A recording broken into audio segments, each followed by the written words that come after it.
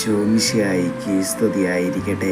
ഇന്ന് സദ്വചനങ്ങളിൽ കർത്താവ് നമ്മെ ഓരോരുത്തരെയും പഠിപ്പിക്കുന്ന വചനം ഇങ്ങനെയാണ്: നിന്നോട് കരുണയുള്ള കർത്താവ് അരുൾ ചെയ്യുന്നു, മലകൾ അകന്നു പോയേക്കാം, കുന്നുകൾ മാറ്റപ്പെട്ടേക്കാം, എന്നാൽ എൻ്റെ അചഞ്ചലമായ സ്നേഹം നിന്നെ പിരിയുകയില്ല.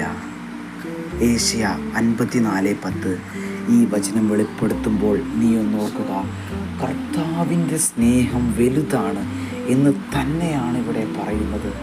ആരൊക്കെ നിന്നെ ഉപേക്ഷിച്ചാലും, പെറ്റമ്മ നിന്നെ ഉപേക്ഷിച്ചാലും കർത്താവ് ഉപേക്ഷിക്കുകയില്ല.